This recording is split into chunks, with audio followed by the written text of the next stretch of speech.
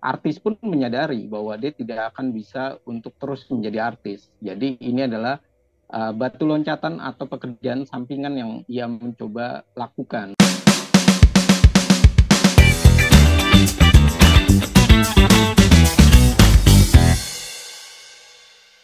Mas tadi karena sendiri bilang ya kalau memang artis ingin bergelut di dunia politik ini memang ada sekolahnya terlebih dahulu. Tapi saya melihat di sini banyak sekali partai politik yang menggayat artis muda yang viral, tentunya ini secara instan gitu, tidak ada tahapan-tahapan. Itu bagaimana Mas tanggapannya? Uh, Partai politik dalam mengambil ini tentu yang bisa diharapkan mendulang suara. Cuma kalau diperhatikan, karena ini DCS, belum terlihat, kita belum bisa melihat apakah artis-artis ini adalah fenomena orang-orang baru, orang-orang yang benar-benar muda, yang punya semangat. Tapi kalau dilihat beberapa nama, saya malah melihat terbalik, bahwa artis ini adalah sebuah fenomena calon yang sudah habis masanya di keartisan.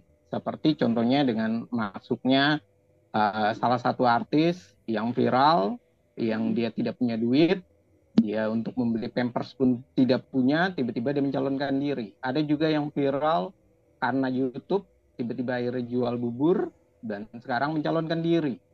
Dan banyak juga artis-artis yang saya rasa sudah usianya sudah mendekati, dan artis pun menyadari bahwa dia tidak akan bisa untuk terus menjadi artis. Jadi ini adalah batu loncatan atau pekerjaan sampingan yang ia mencoba lakukan. Dan banyak nama-nama yang saya lihat yang sudah tenggelam dan sudah tua, malah mereka mencalonkan diri. Yang muda kalau dilihat baru sekelasnya Farel. Itu pun karena ada figur ibunya, dan ibunya Vena Melinda. Dan berikutnya ada juga yang memang karena ketidaksukaan terhadap pemerintah saat ini, dia mencalonkan diri menjadi artis. Ada juga yang yaitu karena posisi dia nyanyi sudah tidak begitu familiar, job nyanyinya kurang dan bersih tegang dengan dulu grupnya, akhirnya dia coba terjun ke dunia politik. Jadi kalau saya melihat ada fenomena-fenomena seperti itu. Cuma harus diingat, melihat situasi 2019 lalu, bahwa artis ini ternyata kalau dia tidak terjun ke masyarakat, itu tidak akan dikenal oleh masyarakat. Dan itu misalnya kasus Manohara, kasus Denada, yang banyak diungkapkan bahwa masyarakat kecewa, dia hanya turun dalam jangka waktu 3 bulan. Dan di Bekasi Depok pun juga ada artis yang gagal. Lagi-lagi ini melihat sebuah kenyataan bahwa artis itu harus bekerja, artis itu tetap harus menggunakan mesin partai. Jangan malah dia memilih suatu partai karena dia merasa bahwa dia di sana bisa nyanyi juga. Nah, ini adalah suatu fenomena yang unik. Dia merasa dia bisa nyanyi, diberikan kesempatan oleh partai, tapi dia berpolitik. Jadi habitat-habitat itu dia harus dihilangkan. Dia harus punya identitas baru. Dia tidak lagi di dalam habitat sebagai artis. Dia harus baik dan fenomenal seperti misalnya Nurul Arifin, Utut Adianto, Rano Karno. Seperti itu yang diharapkan oleh masyarakat. Jangan malah masyarakat dikecewakan karena dia tidak laku, kemudian jadi politisi, habis itu dia laku kembali dan dia lebih asik dengan dunianya yang lalu. Ya. Jadi Mas, dengan kata lain, artisnya lagi ini sebenarnya hanya untuk meramaikan ya panggung perpolitikan Indonesia, karena tadi seperti yang Mas bilang bahwa tidak semua partai politik yang mencalonkan artis ini nantinya akan lolos seperti itu.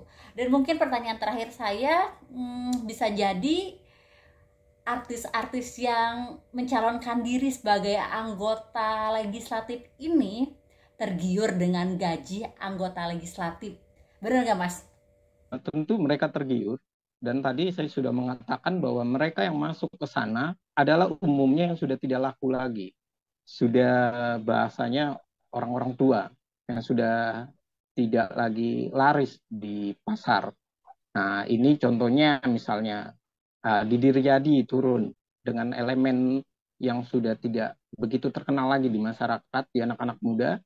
Jadi dia banting setir, dia terjun ke sana. Begitu juga Norman Kamaru, Vicky Prasetyo. Mereka artis-artis dadakan yang mereka berpikir gimana caranya dapat duit dengan cepat.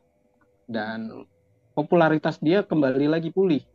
Ini kan artinya fenomena-fenomena seperti itu yang terjun dan yang hadir. Denny Narji Cagur misalnya, kita juga bisa melihat fenomena dia sudah mulai kehilangan job, banyak kehilangan job ketika Cagur itu pisah. Dan kemudian ada beberapa nama, Aldi Taher misalnya, kita juga tahu bagaimana dia kesulitan ekonomi. Artinya ini adalah cara instan yang digunakan oleh mereka yang merasa bahwa mereka populer, yang merasa bahwa mereka punya nama populer di masyarakat dan mencoba peruntungan untuk dapat kembali duit besar karena kehidupan mereka mungkin saja artis ini sudah hedonis. Jadi ketika mereka tidak lagi laku di pasar, mereka berpikir bagaimana caranya mereka tetap mendapatkan hal itu, dan itulah yang dilakukan oleh mereka dengan merasa bahwa terjun di politik adalah suatu hal yang baik. Namun kalau dilihat dari pernyataan mereka, mereka tidak ada yang mengerti bahwa menjadi anggota parlemen itu adalah berbicara tentang memperjuangkan aspirasi masyarakat. Bagaimana dia memperjuangkan proses perundang-undangan di masyarakat, apa yang mau dibawa oleh mereka. Yang dibicarakan oleh mereka adalah bahwa mereka ingin dapat membantu masyarakat. Jadi terkesan duit itu, dana-dana yang hadir banyak di reses dan di yang lain itu adalah bagian dari bansos yang kemudian dibagi-bagi kepada masyarakat. Dan mereka berpikir itulah kesejahteraan. Padahal bukan itu kesejahteraan dalam politik.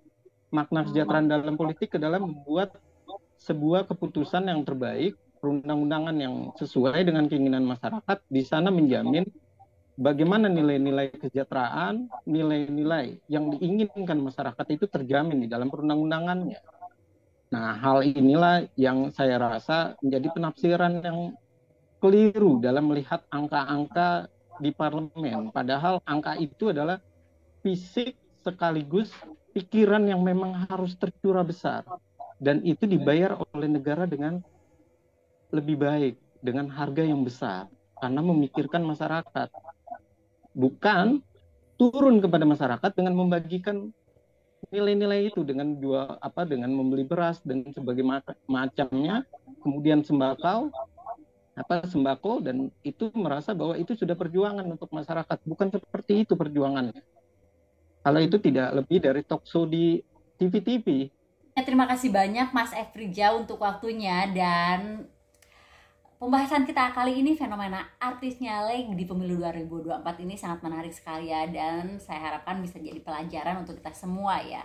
Dan sebenarnya sah-sah saja artis mencalonkan diri sebagai anggota legislatif asalkan nanti bisa mempertanggungjawabkan di parlemen apabila memang terpilih gitu, menjadi penyambung lidah rakyat Indonesia dan membawa perubahan kepada Indonesia, dan juga membawa perubahan yang baik tentunya ya, dan berpihak kepada rakyat Indonesia. Oke guys, jadi itu aja pembahasan kita kali ini di Ayu Ngobrol bersama pengamat politik kita Mas Efrija, dan see you next vlog dengan pembahasan-pembahasan yang seru pastinya di Ayu Ngobrol bersama Ayu Arianti Kartasasmita.